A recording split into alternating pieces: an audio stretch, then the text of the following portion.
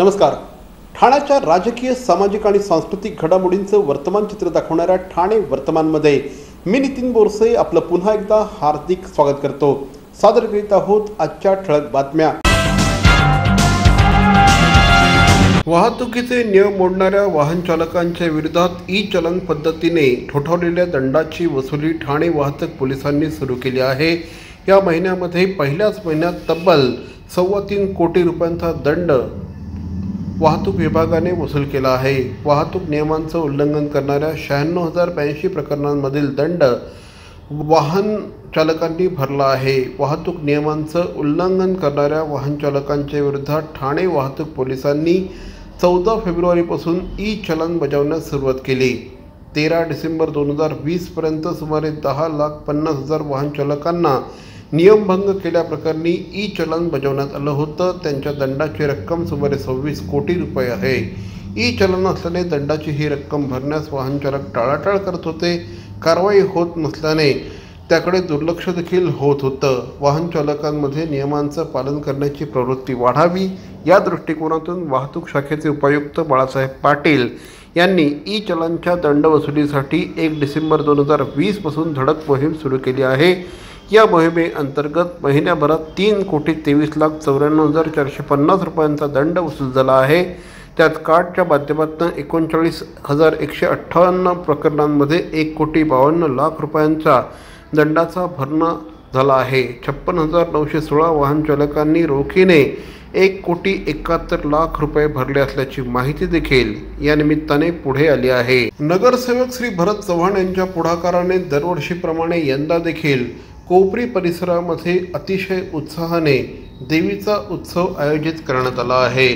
यावर्षी देखील या देवीच्या उत्सवामध्ये मोठ्या प्रमाणामध्ये भाविक देवीचं दर्शन घेण्यासाठी येत आहेत. सहस्त्रचंडी हवनात्मक नवकुंडीय महायज्ञाचं या निमित्ताने आयोजन करण्यात आलं आहे. परमपूज्य श्री श्री 1008 महामंडलेश्वर स्वामी धरमदासजी महाराज यांच्या पौरोहित्याखाली या ठिकाणी हा संपूर्ण कार्यक्रम आयोजित करण्यात आला आहे. या निमित्ताने विविध उपक्रमांचं आयोजन देखील करण्यात येत आहे. काल या ठिकाणी आरोग्य शिबिराचं उद्घाटन जिल्हा शल्यचिकित्सक कैलास पवार यांच्या उपस्थितीत झालं. भरत चव्हाण, ओमकार चव्हाण, रोटरी क्लबचे पदाधिकारी आदी मान्यवर यावेळेस उपस्थित होते. तर सायंकाळी कोरोनाच्या कालावधीमध्ये कोरोनाशी 2 हात करण्यासाठी रस्त्यावर उतरून काम करणाऱ्या विविध क्षेत्रातील मान्यवरांचा सन्मान करण्यात आला. त्यामध्ये डॉक्टर, पोलीस, पत्रकार, समाजसेवक यांचा सन्मान करण्यात आला. रोटरी क्लब न्यू गावदी भाजी मार्केट यांच्या माध्यमातून हा मेडिकल कॅम्प घेण्यात आला. खरंच लोकांना ज्या गरजेची गरज आहे त्या माध्यमातून रोटरी क्लब आम्हाला सहकार्य करतात. त्यामुळे आज उद्घाटन आमचे सिव्हिल सर्जन कैलास पवार साहेब यांच्या हस्ते करण्यात आलं आणि सर्व रोटरी क्लबचे जे तेवढे सदस्य आहेत त्यांच्या सर्वांचे मी आभार मानतो. कारण ते दरवर्षी आम्हाला मदत करत असतात. अतिशय सुंदर की आता कोरोना काळामध्ये की लोकांना थोडं काउन्सिलिंग, ट्रीटमेंट, आजार, लोक दवाखान्यात जायला घाबरत आहेत. पण इथे बाकीचं जे कोविडचे आपले नियम आहेत, सोशल डिस्टन्सिंग, मास्क, सॅनिटायझर वगैरे वापरून इकडे प्रॉपरली व्यवस्थित डॉक्टर, सगळ्या फॅकल्टीचे डॉक्टर्स आणलेले आहेत आणि लोकांना सगळ्या मेडिसिन इथं दिलं जातं आहे. आणि लोकांनाही जिथे उजवली आता प्रायव्हेट प्रॅक्टिशनकडे, जनरल प्रॅक्टिशनकडे जायला लोक घाबरत आहेत, ते लोक इकडे येऊन सोशल डिस्टन्सिंग बाकीचं सगळे ते नियम पाळून त्यांचा इथं हेल्थ चेकअप कॅम्प होतो आहे. ठाणे शहरातील कोरोना रुग्णांचा आकडा पुन्हा एकदा 1,000वरती गेला आहे. ठाणे शहरामध्ये काल नव्या 128 रुग्णांची भर पडली आहे. त्यामुळे ॲक्टिव्ह रुग्णांची संख्या पुन्हा एकदा मोठ्या प्रमाणामध्ये वाढून ती 1,000च्या पलीकडे गेली आहे. गेल्या काही दिवसांपासून सातत्याने ठाणे शहरातील रुग्णांची संख्या कमी होत होती. मात्र काल 128 रुग्ण ठाणे शहरामध्ये सापडल्याने ॲक्टिव्ह रुग्णांची संख्या आता 1,000च्या वरती गेल्याचं आकडेवारी बघितल्यास लक्षात येतं. ठाणे महानगरपालिकेच्या आकडेवारीनुसार काल 128 कोरोनाचे नवीन रुग्ण आढळून आले, तर 2 जण या आजारामुळे काल मृत्युमुखी पडले आहेत. शहरामध्ये प्रत्यक्ष उपचार घेणाऱ्यांची संख्या आता 1,002 पर्यंत जाऊन पोहोचलेली आहे. त्यामुळे ठाणे शहरातील नागरिकांनी अद्यापही काळजी घेणं गरजेचं आहे हे स्पष्ट झालं आहे. काल सर्वाधिक रुग्ण हे नौपाडा कोपरी प्रभाग समिती क्षेत्रात आढळून आले असून 33 रुग्ण या ठिकाणी आढळले, तर त्या खालोखाल माचीवाडा मानपाडा प्रभाग समिती क्षेत्रामध्ये 22 रुग्ण आढळून आले आहेत, तर 18 रुग्ण उथळसर प्रभाग समितीत आढळून आले. मुंब्रा आणि दिवा प्रभाग समितीमध्ये प्रत्येकी 4 रुग्ण आढळून आले आहेत. तमाम ठाणेकर नागरिकांना नूतन वर्षाच्या हार्दिक शुभेच्छा. नवीन वर्षामध्ये गाडी घ्यायचा प्लॅन करताय, बजेट नाही मात्र तरीही उत्तम आणि सर्व सुविधांनी परिपूर्ण अशा प्रकारची गाडी हवी आहे, तर नक्कीच भेट द्या Vroom cars. Doctor Kashinath Khanekar नाट्यगृहासमोर व्रूम कार्स गेल्या 25 वर्षांपासून ठाणेकरांच्या सेवेत उत्तम आणि विश्वसनीय व्यवहार अर्थात व्रूम कार्स.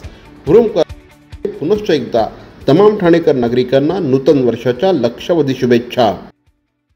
सत्यनारायण असो की वास्तुशांती, लक्ष्मीपूजन असो की ग्रहशांती, सर्व प्रकारच्या पूजांचं साहित्य आता अगदी घरपोच. राम भरोसे अगरबत्ती आणि पूजा भांडार, मनाला शांती देणाऱ्या आणि उल्हासित करणाऱ्या मल्हार, शाकुंतल, गावठी गुलाब, शिवचंदन, नाथ अशा अगरबत्त्यांचा सुगंधित दरवळ. राम भरोसे अगरबत्ती आणि पूजा भांडार, घंटाळी चौक, ठाणे पश्चिम. होम डिलिव्हरीसाठी कॉल करा 7718928626 आणि 9137689004. ऑनलाईन खरेदीसाठी www.rambharose.com. राम भरोसे अगरबत्ती आणि पूजा भांडार, घंटाळी चौक, Thane.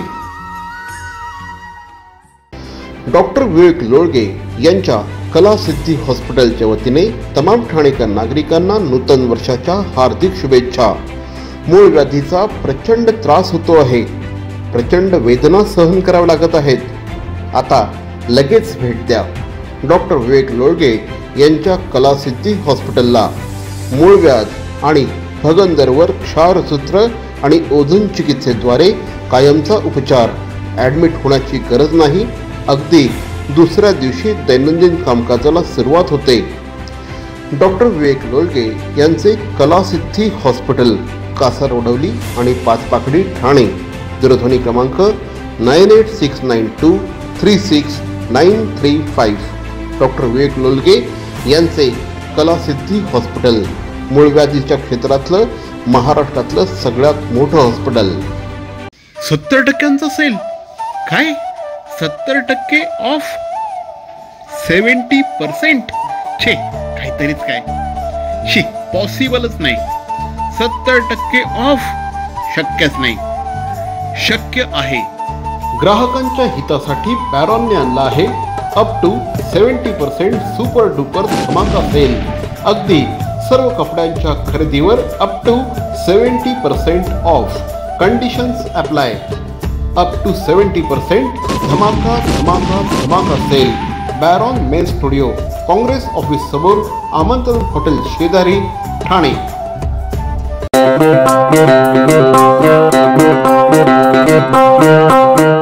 Zip your wallets, don't worry, money will travel swift and fast, cause TJSB का नया है ये magic Transapp app. Transapp zap, Transapp app. एक ही virtual ID से transaction है secure and safe. Just tap the tab of Transapp app and make your life all sorted. पैसा आया पैसा भेजा, हो गया चुटकी का खेल. Simple, easy, fast है ये Transapp, just like a finger snap. Transapp app, Transapp app.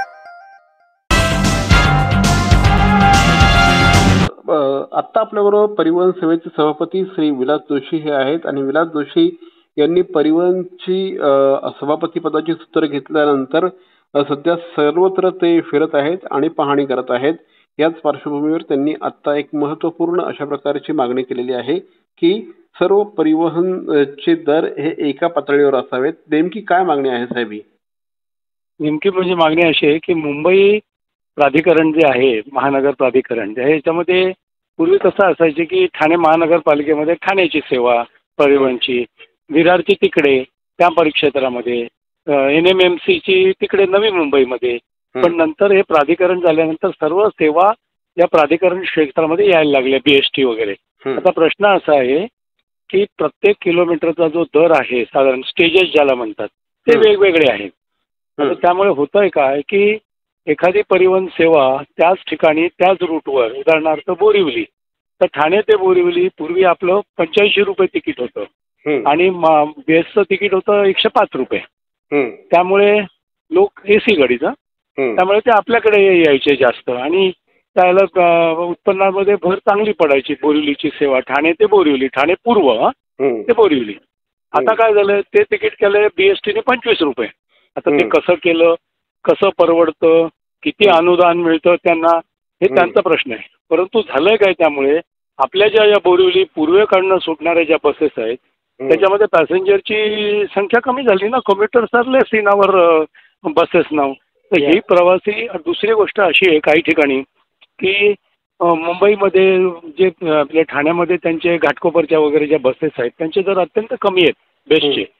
नंतर मुंबईत कुठेही फिरा, अख्खा दिवस अंधेरीला जा, दहिसरला जा, बोरिवलीला जा, मुंबईत 60 रुपयात कुठेही फिरा. त्यामुळे लोक एकदा 60 रुपयाचं तिकीट काढलं की अख्ख्या मुंबईभर BST जिथे जिथे सर्व्हिस आहे AC बसने कुठेही जाऊ शकतो. व्हेरॅज इट इज नॉट, म्हणजे आपल्याला ते फिजिबल होत नाहीये. कल्याणलाही होत नाहीये, NMMCलाही होत नाहीये. तर आमचं आदरणीय पालकमंत्र्यांकडे ही विनंती आहे की स्टेजेसचे दर आहेत ते सगळ्यांचे सारखे केले तुम्ही तर त्यामुळे हेल्दी कॉम्पिटिशन होईल, सगळी निरोगी स्पर्धा ज्याला म्हणतात तशी होईल आणि ज्याची सेवा चांगली असेल त्याच्याकडे लोक प्रवासी जातील ना. आता त्याकरता ऑटोमॅटिकली तुम्हाला प्रवासी सेवा जर चांगली द्यायची असेल तर तुमच्या बसेस चांगल्या पाहिजेत, टायर्स चांगले पाहिजेत, बसेसची कंडिशन चांगली पाहिजे. हे सगळं ऑटोमॅटिकली येणारच आहे. त्यामुळे प्रत्येकजण स्पर्धेच्या युगात टिकण्याकरता चांगली सेवा देण्याचा प्रयत्न करेल. नाहीतर एखादी सेवा तुम्ही किती अनुदान द्या तरी तो जास्त अनुदान दिलेला आहे तो त्याच्यापेक्षा स्ट्रॉंगच राहील ना. म्हणून म्हटलं की समान दर जर राहिले सगळ्यांचे तर सगळ्यांना हेल्दी कॉम्पिटिशन होईल आणि सगळे नीट रीतीने व्यवहार करू शकतील. तिकीटं सगळ्यांची सारखी असल्यामुळे ज्याची सेवा आहे तिथे आता मला तर मार्ग शोधावे लागतात नवीन नवीन की जिथे कोण नाही आहे.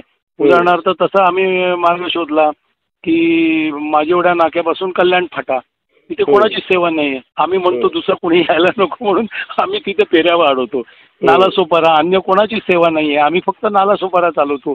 दिवा आता रेल्वे स्टेशन, रेल्वे बंद आहे, लोकल गाड्या, त्यामुळे 50-50, 60-60 फेऱ्या आमच्या बसेस तिकडे दिवा आणि मुंब्रा परिसरातनं चालवतोय. असं सगळं जे उत्पन्न वाढवण्याचा जो प्रयत्न आहे, तुम्हाला आश्चर्य वाटेल कालचं उत्पन्न तेच बस त्याच बसेस फक्त रिपेअरिंग करण्यामध्ये आम्ही सुधारणा केली, थोडे स्पेअर पार्ट मिळाले ते आणून घेतले आणि त्याच कर्मचाऱ्यांनी 31 काढल्या. म्हणजे 22-23 ज्या गाड्या होत्या त्या आमच्या 31 झाल्या आणि आजचं उत्पन्न तुम्ही जर बघाल 15,75,000 उत्पन्न आणलेलं आहे याच बस सेवेने, याच कर्मचाऱ्यांनी, याच कंडक्टर्सनी, वाहकांनी. हे कसं होऊ शकतं? जर अशा पद्धतीने एक सुधारणा घडवून आणतोय पण स्पर्धा जर निरोगी असेल ना तर आणखी आपण चांगलं काम करू शकू. म्हणून आदरणीय पालकमंत्र्यांना आम्ही विनंती केली, कितपत शक्य आहे ते त्यांनी आमची तर विनंती आहे बाबा की सगळं सारखं करा. यामुळे परिवहन सेवेला प्रवाशांचा खूप मोठा फटका पडतोय. कशामुळे सर? दर आपल्या TMTचे दर जास्त असल्या कारणाने काही ठिकाणी ओके. हा आता काय 1-2 रुपयाचा फरक जर असला ना तिकिटाच्या दरात तर लोक बघत नाहीत कारण त्यांना वेळेचं महत्व असतं. परंतु तोच माणूस जर इथे बोरिवलीला जाणारा जर इथे 25 रुपयामध्ये तो जातोय बोरिवलीला AC बस म्हणून, तो कशाला 85 रुपयात असेल? तो जाऊन येऊन 1 कप चहा पिऊ शकतो आणि त्याचे पैसे 5 रुपये वाचतील. बरोबर. मग असं नको ना व्हायला. धन्यवाद सर, आमच्याशी बोलून. ओके, धन्यवाद.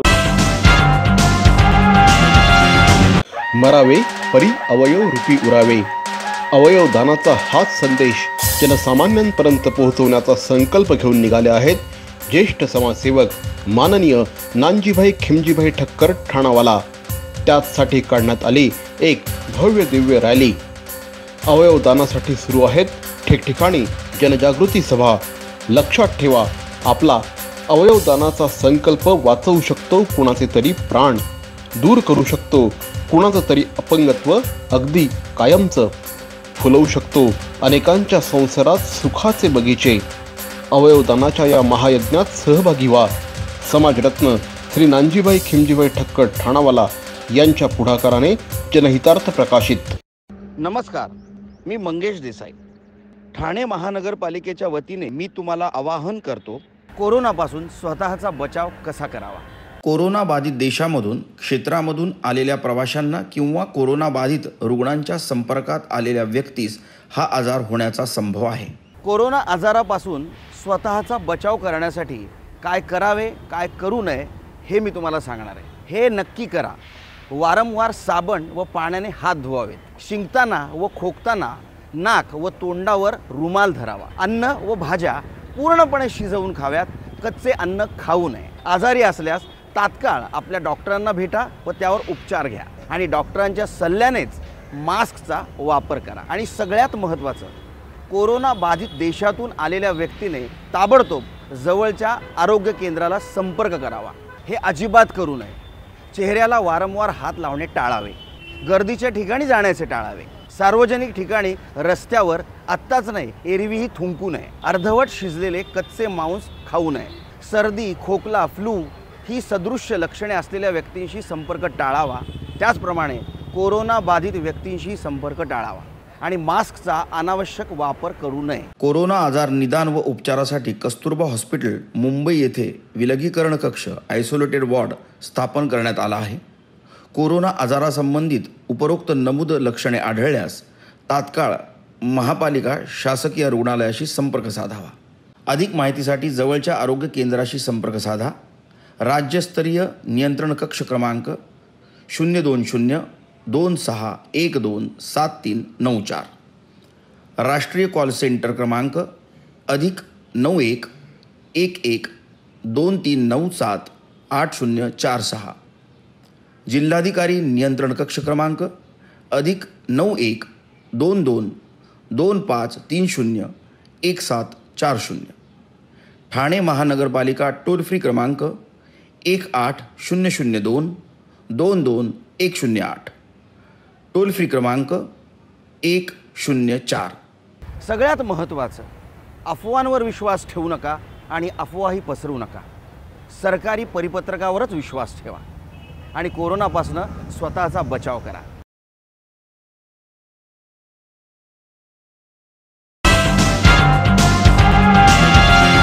तर मंडळी, या होत्या आजच्या ठळक बातम्या। ठाणे वर्तमानमधून आम्ही ठाण्याच्या राजकीय, सामाजिक आणि सांस्कृतिक घडामोडींचं वर्तमान चित्र दाखवायचा प्रयत्न करतोय। अर्थातच आपल्या सहकार्याची गरज आहे, तेव्हा आपल्या सूचना आणि समस्या आम्हाला जरूर कळवा। आमचा पत्ता ठाणे वर्तमान, Dadoji Konde stadium, shop number 16, Khatan road, Thane पश्चिम।